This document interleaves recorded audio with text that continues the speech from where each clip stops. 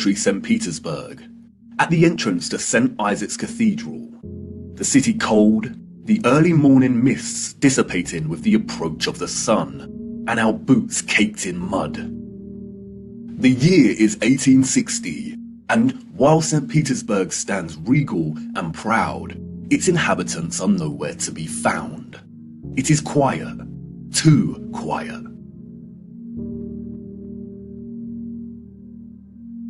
The population of St. Petersburg in the 1860s was, we are told, roughly 500,000 people, and yet there is not a soul in sight.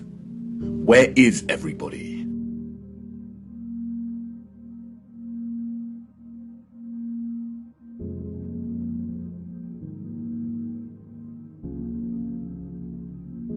The long shadow of Alexander Column gives us a clue as to the time of the sun's journey above this region. Long shadows only occur during morning or evening. It must be morning, but it appears that no one has surfaced yet. If we travel 400 miles across to Moscow, we see the same thing. Empty, quiet streets. In 1860, Moscow shared a similar population with St. Petersburg, roughly 500,000 citizens. But again, where is everybody?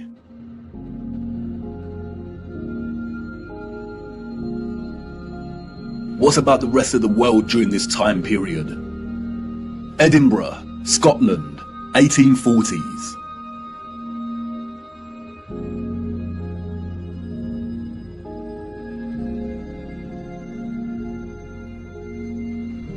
Copenhagen, Denmark, 1840s. Dresden, Germany, 1860s. Rio in Brazil, 1860s.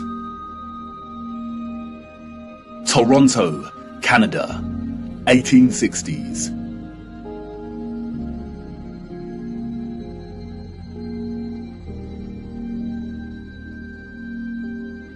Athens in Greece, 1860s.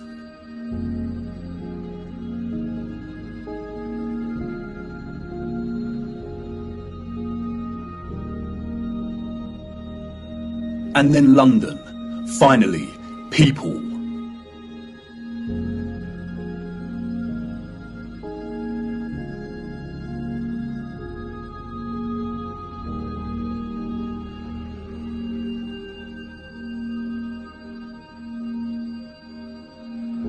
And what about Paris?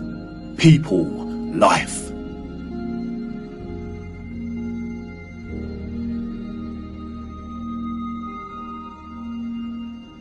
The first photograph, we are told, was created in 1822. The art of photography relies on methods of juxtaposition, of comparison and contrast to deliver its message and sentiment.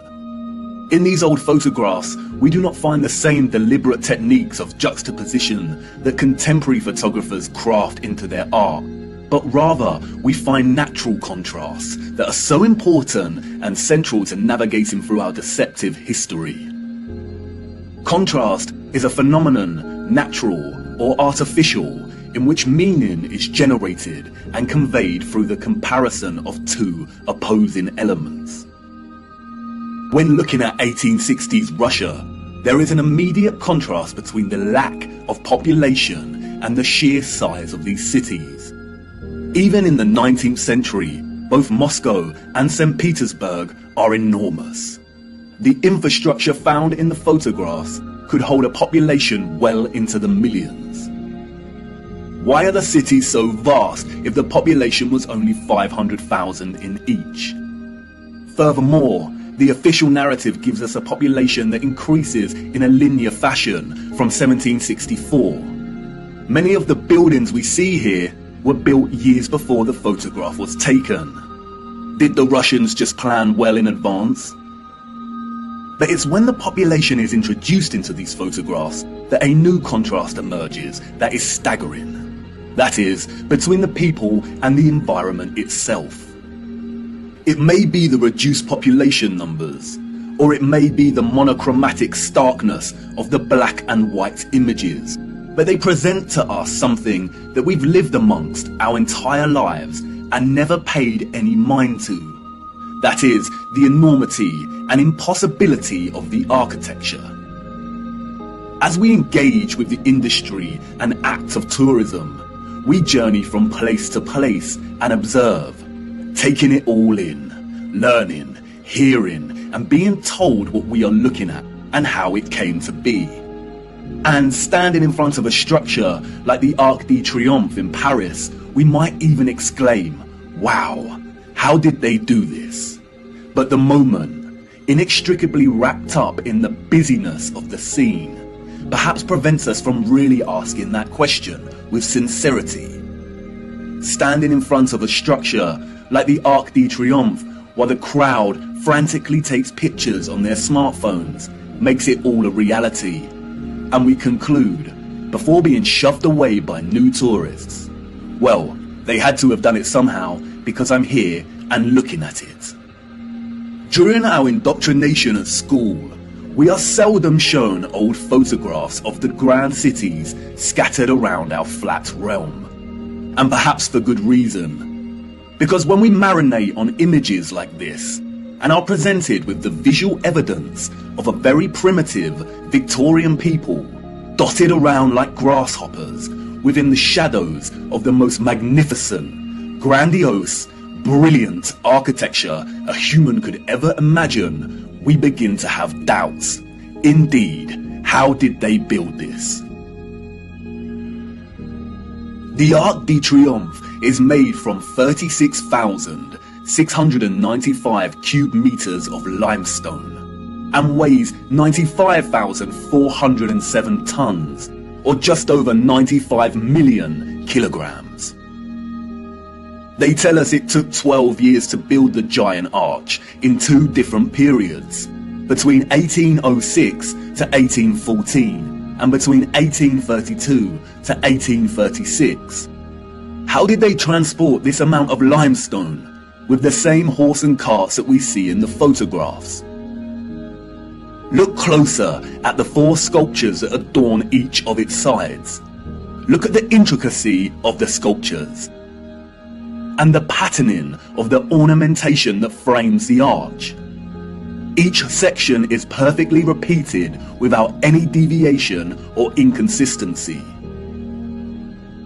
The first true power tool was not invented until 60 years after this arch was completed.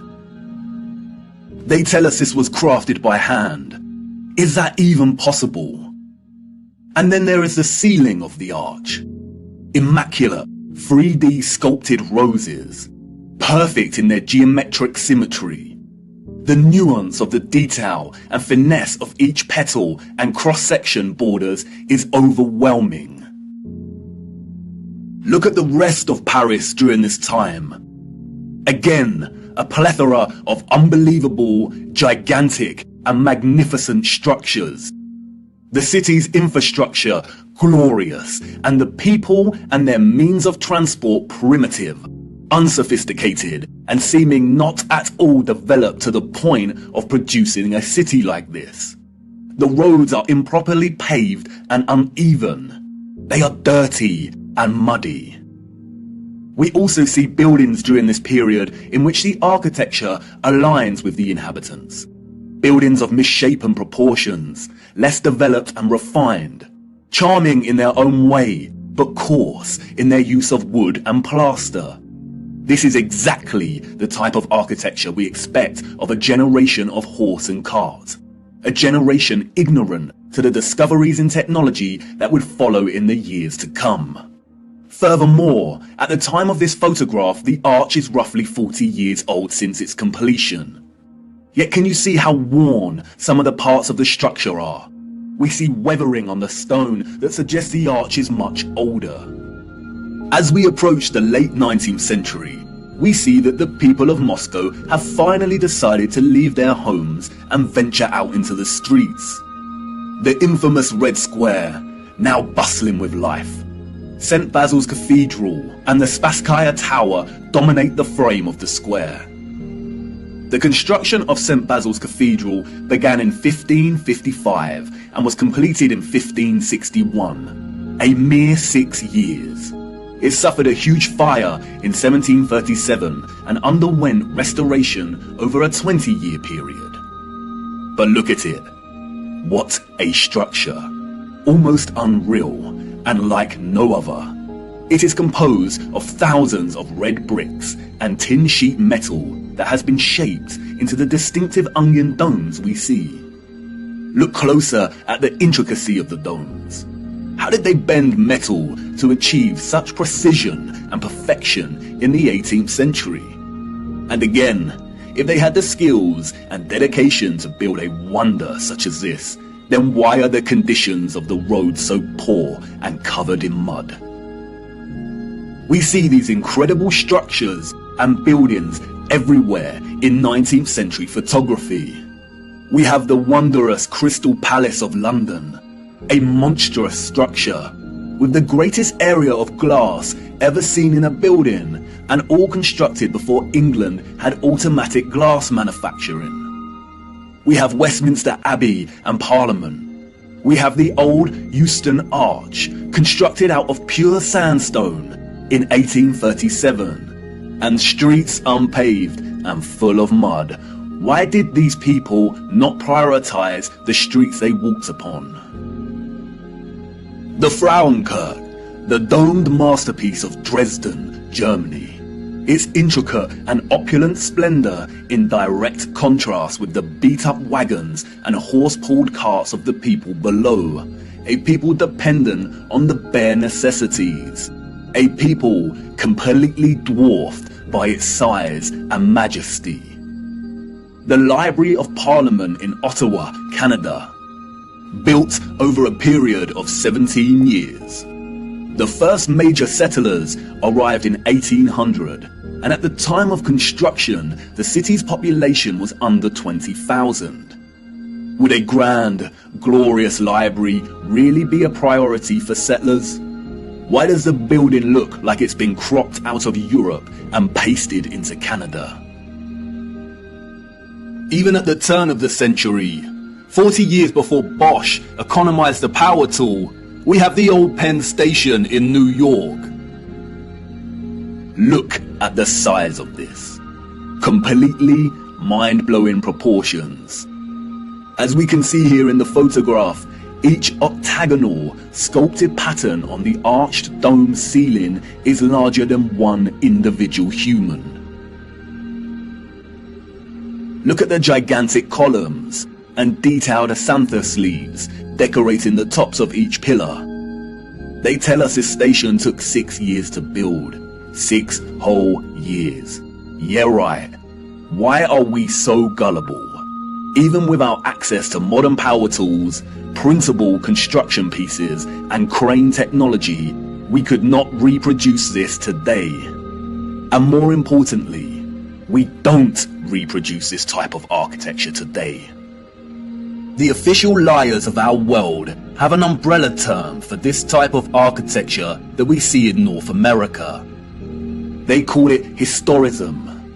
Historism is a term coined to describe a style of architecture that is revival in nature, or in other words, copies the style of another period in time. The grand arches and buildings with giant columns we see are built in the classical or Greco-Roman style, and the cathedrals are built in the Renaissance and Gothic styles of medieval Europe. Components of these particular styles of architecture feature large spires, arched windows, towers, turrets, domes, arcaded arches, sculptures, enormous doors, circular geometric windows, columns, clock faces, and bell towers. Traces of this impossible architecture are literally found everywhere, in every city, and across our world today.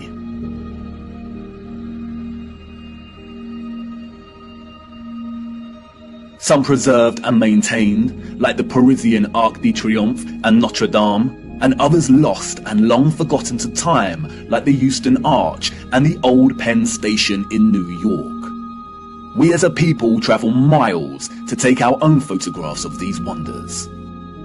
But the photographers of the 19th century gift us with something they would never have expected to give a future generation: perspective.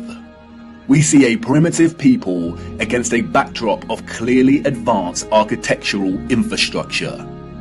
The official historians of the world tell us tales of Darwinian evolution and progression between time periods. The people that came after were always more advanced in their ways, refining and redefining the methods of the generation that came before. If the height of innovation and industry during the 19th century was still the horse and car as a means of travel, then, as these photographs tell us, this style of architecture was just as impossible for those living in the centuries before it.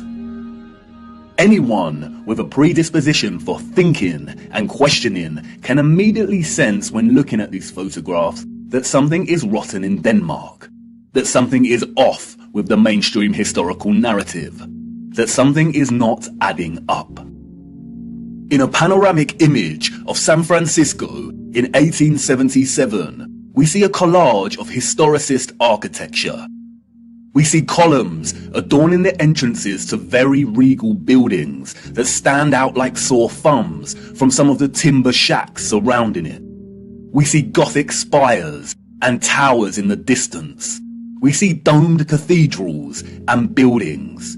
We also see just how sprawling and huge the city has become. In 1846, there were under 500 Mormon settlers living on the area of land in which we now call San Francisco.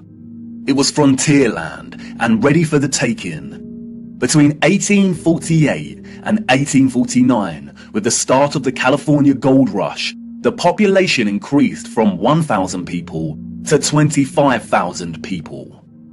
28 years later, this panorama was taken. The population at this time, we are told, was getting close to 200,000. Who in their right mind would believe this story? Does this look like a city of 200,000 people? Without any modern technology, power tools, automatic manufacturing, electric motors. A people in a strange, unfounded land, just making their mark. Do we really believe that a burgeoning people built this entire city in just 30 years? And again, such quietness, such stillness. This is a photograph of an empty city. Where are all the people? The shadow of the post here tells us that it is not the early hours of the morning. Short shadows only appear toward midday. A city of this scale at noon should be bustling with life. But there is not a single person in the shot of this panorama. The only life we see is that of a horse without any master in sight. It seems highly unlikely that all the people were told to stay indoors because a cityscape photo shoot was taking place.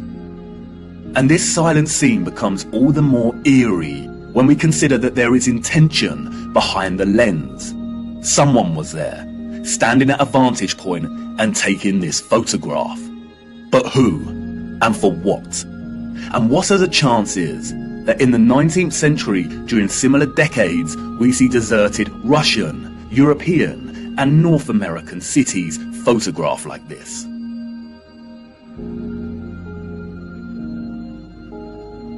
And then only a few years later, we find the same locations bustling with people. A people clearly incapable of building the architecture found in these cities. And what to do with these photographs? If we accept the narrative and these strange anomalies, then we stop here and get back to our busy lives. But the narrative we've received is not the truth. And we shouldn't accept any narrative, no matter how official and certified it is, unless it makes sense. The people we see in these photographs and their early ancestors could not have built the magnificent architecture we see. It is an impossibility. Come on, jump in. We must venture further into these cities and look a little closer. there must be some clues waiting to be uncovered that helps us understand why these cities are empty. Wait, what's that you say? You want to wipe the mud from your boots first? Do not bother, it's a waste of time. Come on, jump in and let's go. For it is the mud that offers us some small clues as to what could have occurred during this time period.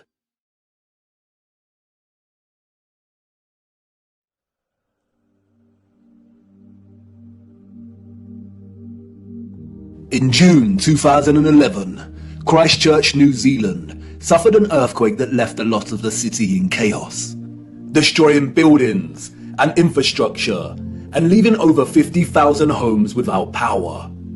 As a result, there were collapsed houses, ruptured water mains, flooding, and fires due to disrupted electrical lines. Due to the strong ground motions and intense shaking, part of the city experienced a strange phenomenon known as soil liquefaction. Sand boils emerged from asphalt roads, toppling and sinking cars, and causing boulders to fall from hills, resulting in more home damage. Soil liquefaction occurs when saturated soil loses its strength and stiffness in response to an applied stress, such as shaking, or other sudden changes, such as a strong explosion. Loose, saturated soil or sand has a tendency to compress when a load is applied. But in the event of a stress, such as shaking or an explosion, we see the opposite. The soil tends to dilute, and the result is treacherous quicksand or quick clay. The land turns to liquid, causing structures of heavy mass, such as buildings, infrastructure and cars to start sinking, topple over or collapse. It can also affect dams and bridges. Turbidity currents can also form huge landslides that are impossible to stop. In the worst case scenario, entire cities may be destroyed. As you can see, liquefaction can move entire areas of land. The mud can rise dramatically and rapidly, and its destructive force is unstoppable. It is a well-documented phenomenon. The 1964 earthquake in Nagata, Japan caused liquefaction, and we can see the effects very clearly in these photos. The same here with the 1964 Alaska earthquake. Buildings toppling, cars sinking, infrastructure collapsing. Once the stress has subsided, the soil begins to solidify once again, and we can see the aftermath. Uneven muddy streets remain where there was once road paving. Returning to photographs of 19th century cities, we see a similar situation here. The roads are unrefined and full of mud.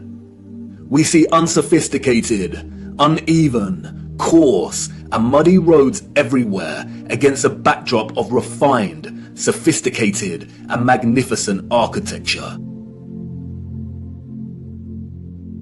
Could these cities have suffered the similar fate of soil liquefaction that we see in more recent times? Perhaps. But unfortunately, muddy roads is not enough evidence to base any conclusions on, is it? Children ask the most vital of questions, and adults, in their foggy stupor, usually provide the most unsatisfactory answers, often regurgitating learned nonsensical information that leave the child's imagination unfulfilled. Squelching along these muddy 19th century roads, observing their surroundings, a child may ask, why did they build the windows so low to the ground? And what an excellent question. Yes, why indeed did they build windows on ground level? For you see, the people we see in these photographs, sadly, did not build this architecture.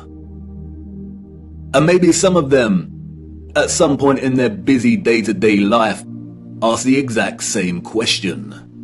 We see it everywhere. Windows at ground level.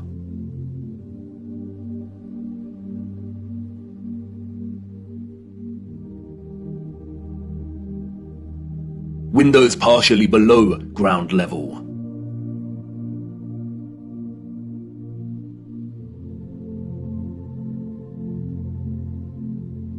first floor entrances raised from the ground level.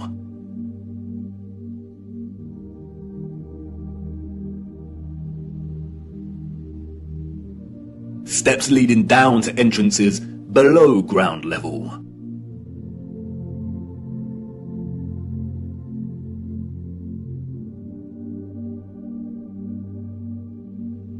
We can find this in almost every major city across our realm, in both old photographs and when we walk in the streets today.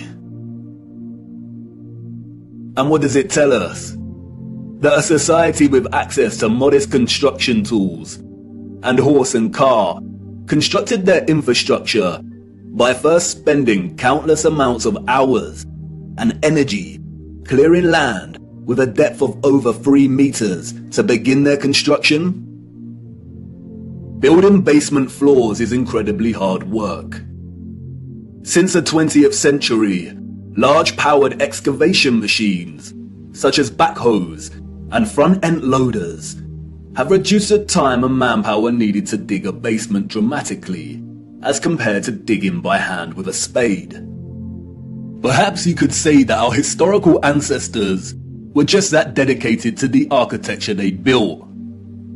And you could say that many of the sunken buildings we see are actually due to elevations and depressions in the natural landscape.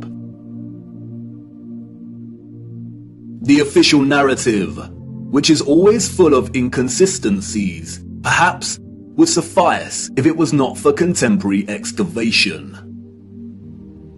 When we look at photographs such as this, it immediately dawns upon us that what we are seeing are windows and doors 2 to 3 meters below the ground surface.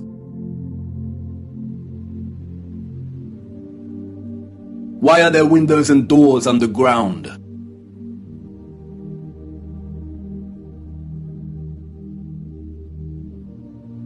What is this that we see in our cities? Natural soil accumulation over time?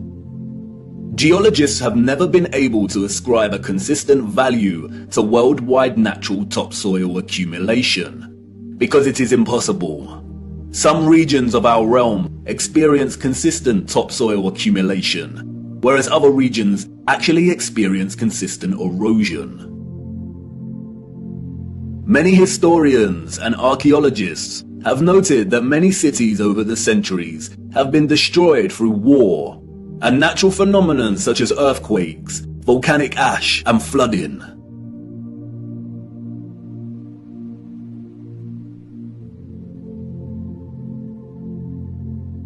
Aren't these just the layers of previous civilizations?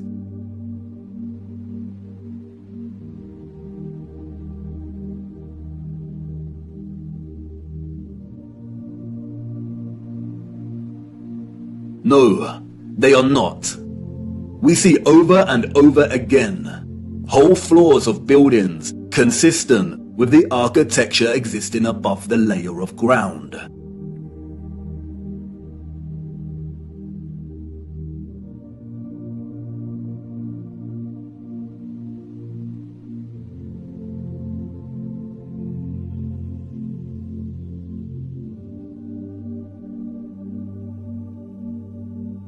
You see, what lies beneath is not the unfamiliar traces of previous generations, but of the same generation that built these structures. And once you really see this kind of sunken, buried infrastructure that exists in such prevalence across our world, you can never unsee it.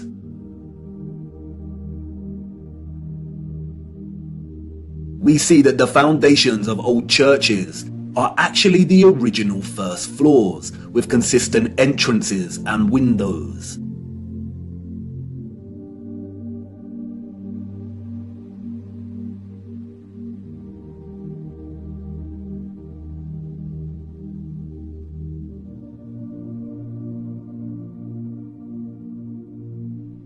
We see mosaics unearthed. We see pillars, columns and arches that were originally much larger, and it was the layer of soil that reduced their size, as if they weren't big enough to begin with.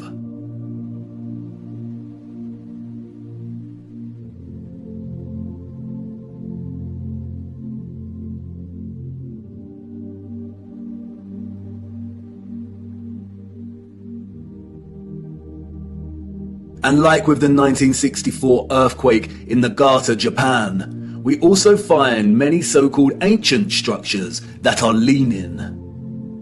As if at some point, the soil beneath these structures loosened and liquefied. We have the Sahersen Church Tower and Our Dear Lady at the Mountain Church Tower in Germany, the Tiger Hill Pagoda in China, the Leaning Tower of Neveyansk in Russia, the Leaning Temple of Huma in India, Oudkerk in the Netherlands, the Tower of Zaragoza in Spain, and, of course, the Tower of Pisa.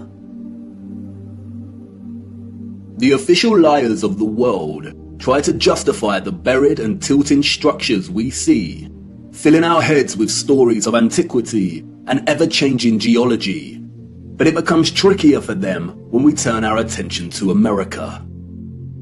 If we are to believe their narrative, then all of the buildings we see in 19th century photographs of the burgeoning American cities are newly constructed.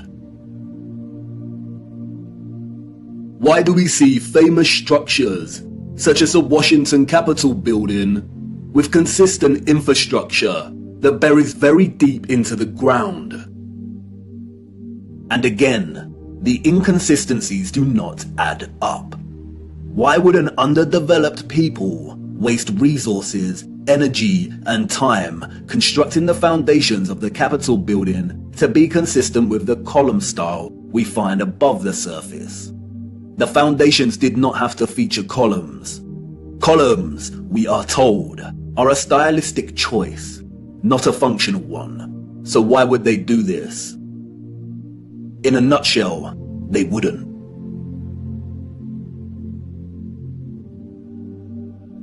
We see images that suggest that the people of the 19th century were actually concerned with moving a lot of the vast amount of mud we see, leveling the ground and excavating existing structures.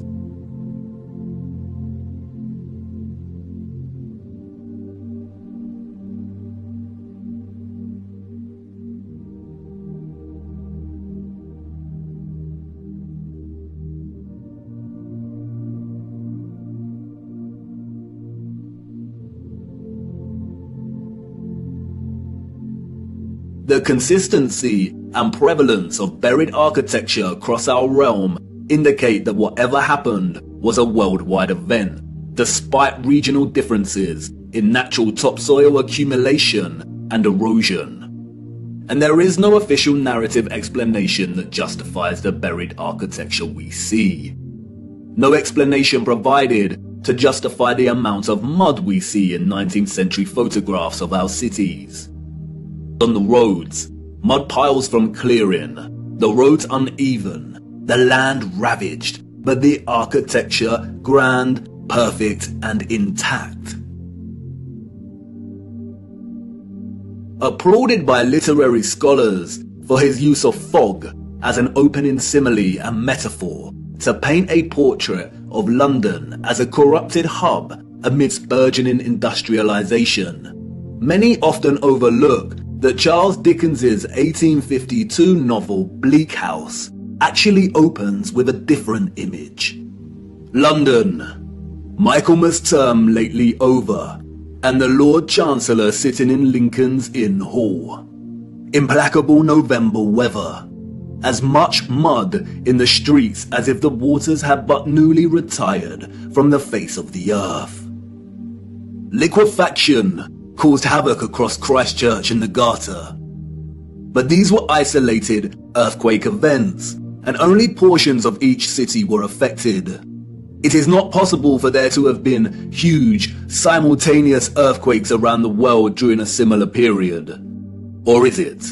Even Wikipedia tells us that liquefaction can occur naturally or artificially, from an earthquake or other sudden change in stress condition. Even if this was the case, we do not see the same structural damage to the buildings in the 19th century like we do in cases such as Christchurch and Nagata. Most of the buried architecture we see is intact. It is either sunken, or the ground level has been raised at least 3 meters, sometimes in a uniform manner, and other times partially buried in rolling mud hills, as if there were huge landslides. The strange case of the buried architecture provides the following conclusions: that what lies beneath are not the remains of previous civilizations. More often than not, the buried structures are consistent with the architecture we see above ground, that the structures are much larger than originally suspected, and therefore they are even more of a construction impossibility for a Victorian generation of horse and car, and those existing before them. That natural topsoil accumulation and soil liquefaction are not satisfactory explanations for what we see here. Whatever took place had to be something much larger and widespread, such as a natural or artificial earthly cataclysm of sorts. As many of the photographs show, many citizens of the 1800s were responsible for moving much of the mud, leveling the ground, and excavating buildings, which suggests that whatever happened had happened very recently in their past. The complete absence of a reasonable, mainstream justification for the buried architecture we see suggests that the controllers of our realm are deliberately trying to hide whatever happened. And what of the deserted cities we see in the earlier photographs? If these cities were truly empty, then we must ask why. We must also ask how all the people got there in the end. In the space of 30 or so years, we see a city go from barren to bustling. Interestingly, it is Charles Dickens and 19th century literature more generally that offers some clues. 2 central themes run throughout 19th century Victorian literature: that of marriage and female chastity, and that of orphans and adoption. Many of the fictional characters we've come to love over the years are orphans. We have Oliver Twist and Pip from Great Expectations. We have little orphan Jane Eyre and Heathcliff from Wuthering Heights. We have Mowgli from The Jungle Book, Cosette from Les Miserables. We have Heidi, Rapunzel, Peter Pan, Snow White. We have Tom Sawyer and Huckleberry Finn and Anne of Green Gables. And these books were of their time, as far as orphan prevalence goes. The only issue is that these novels romanticize the orphan as a figure dislocated from society by default, and therefore pave their life's path as one of unforeseen opportunity. This was not reality. The theme of marriage and chastity that we find in so many 19th century literary works, such as those by Jane Austen, the Brontes, George Eliot, Dickens, Thomas Hardy, Leo Tolstoy, Victor Hugo, and more, was nothing more than carefully disguised, well-written propaganda, with the sole purpose to solidify and justify a social value framework that would separate children from their mothers. Children born outside of marriage or wedlock were regarded as illegitimate, meaning they did not have a legal status. Illegitimate children was a serious stigma throughout the 19th century. The majority of employers would not hire women with an illegitimate child. Many unwed mothers with illegitimate children ended up without a home, in poor health, starving, exhausted.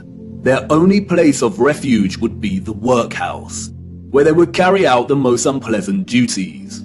In some places, women with illegitimate children were singled out and had to wear a special uniform, which alerted everyone to their status as an unmarried mother or fallen woman. As a result, a vast amount of orphanages and foundling institutions were established. This is the London Foundling Hospital that was very active in the 19th century. Look at the size of it. Charles Dickens was obsessed with this place. Inspiration, they say. The official narrative tells us that an estimated 4,500 women handed over their children to this huge building. But this was just one institution. Wikipedia gives us a partial list of over 64 orphanages that were founded in the UK during the 19th century. The list is only partial. The peculiar case of the vast amount of parentless children in the 19th century is well documented by many researchers. And most of them agree it is almost impossible to establish figures that really do justice to just how many orphans there were during this period. Their footprint did not enter the record books. It formed in the mud and was then washed away. It wasn't just the UK. This was a worldwide phenomenon. New York City had 4 foundling asylums alone that processed thousands of children annually. By the beginning of the 20th century, Italy was reporting 32,000 children per year. Spain and Portugal were reporting 15,000 annual foundlings. Before 1860, 374,000 recorded infants were processed by the asylums in Milan, Naples, and Florence alone. Historian David L. Ransell states that Moscow was receiving between 16 and 18,000 infants annually by the 1880s, and sending over 10,000 of these each year to outlying villages for care. In 1882, there were all told 41,720 foundlings from the Moscow home living with 32,000 foster families, scattered throughout 4,418 villages. A dozen villages had over 90 fosterings each. One thing that is often overlooked is that there were a series of laws passed in the 1800s, making it almost impossible for unwed mothers to keep their babies. The 1833 Poor Law Reformation introduced bastardy clauses that shifted the entire responsibility for the illegitimate child onto the mother. Social stigma meant that she would not be able to provide care for her child and would be forced to hand them over to the authorities, or worse. Advertisements for adoption or nurse care became popular in newspapers. And, as many scholars have pointed out, these were a front for what was termed baby farmers, or paid murder. As Dorothy L. Haller states, the adverts may have been misleading to the general public, but read like a coded message to unwed mothers. No references are asked for, and none are offered. The sum of 15 shillings a week to keep an infant or a sickly child was inadequate, and a sickly child and an infant under 2 months were the least likely to survive, and the cheapest to bury. Infants were taken, no questions asked, and it was understood that for £12 no questions were expected to be asked. The transaction between the mother and the baby farmer usually took place in a public place, on public transportation, or through a second party. No personal information was exchanged. The money was paid, and the transaction was complete. The mother knew she would never see her infant alive again. Most children, however, were not murdered, but were dropped off at the doorsteps of orphanages or the workhouse. All children taken into these institutions were given entirely new identities. They were provided for with shelter, food, and clothing temporarily, and then sent off to workhouses or another location. Photographs in the 19th century were scarce, but towards the end of the century we see more photographs, and the last continent to experience such mass exodus of orphans was the United States. And it is here that we see evidence of the orphan trains.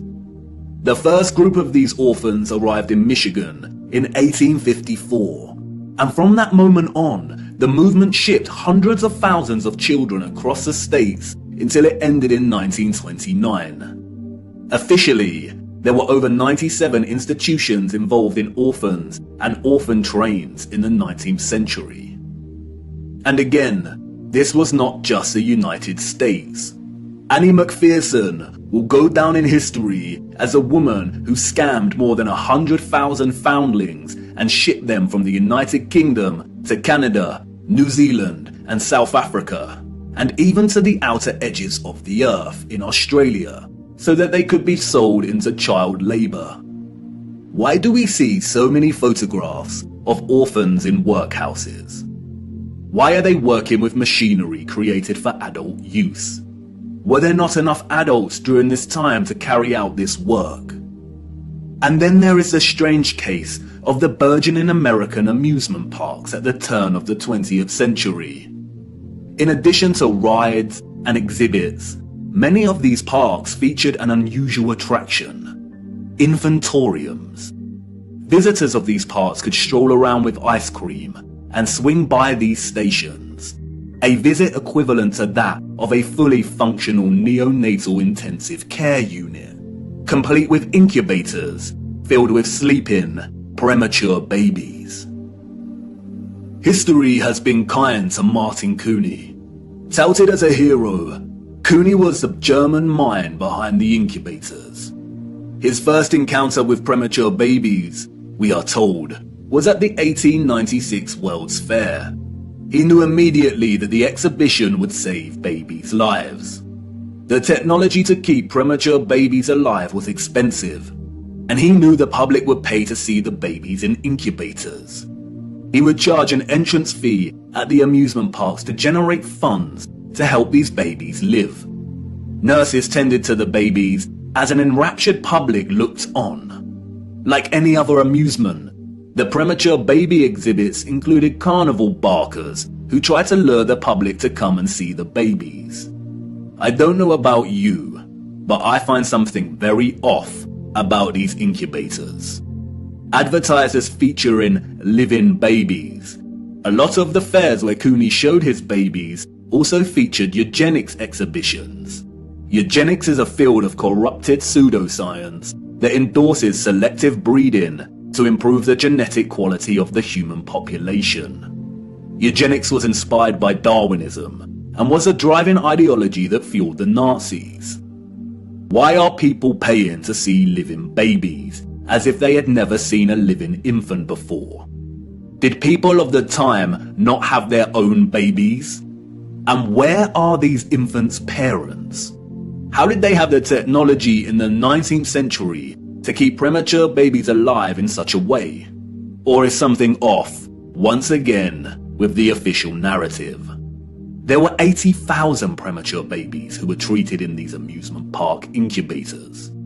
80,000. The hundreds of thousands of orphans in the 19th century are just barely believable. Were women really that carefree? Did America even have the population numbers to justify 80,000 premature babies? We are not talking orphans here, but infants born prematurely. The narrative is not convincing or realistically fathomable. Where did these babies come from? More troubling is Cooney's background. As many historians have pointed out, he had no medical degree or training. His story is a very similar one of unconvincing philanthropy that we find surrounding some of our contemporary figures today that also do not have medical degrees. And then there is Marie Dressler, a Canadian silent film and Depression-era movie star. She adopted one of these incubator babies. Celebrities and adoption. The official narrative conveniently leaves this out of her story and tells us that she may have had a daughter who died as a small child. But the photographs suggest otherwise. Did she adopt her incubator baby at one of these fairs? Were the fairs a front for illicit adoption of premature babies? Even if they were premature, did that mean they had no parents? Who owned and was responsible for these parks? And what happened to the babies once they grew and left the incubators? If something feels eerily wrong about the entire narrative surrounding these parks and orphans, it's because we are not being told the truth. Why were there hundreds of thousands of parentless children in the 19th century? Where did they come from? They were relocated all over the world. Europe, America, Russia, Australia, Canada. Why? Especially when most still had a living parent. If pregnancy out of wedlock was such a social stigma that resulted in such trauma, why would so many people put themselves in that position in the first place? Did the government really care about social morality enough to pass laws? And all the effort to build and maintain orphanages and orphan relocation networks, would this not burden governmental finances and administration systems? It certainly would have. But, you see, there was a greater purpose behind the government's worldwide agenda. Repopulation. The social narrative of chastity was nothing more than propaganda and justification for stealing children. The reason we see empty cities in the early 19th century is because they were in fact empty, void of population. And the reason they are bustling 30 years later is because orphans were shipped into these cities to repopulate them. You see, in the early 19th century, there was a worldwide reset of sorts through depopulation and then repopulation. The people we see in these photographs did not build this architecture.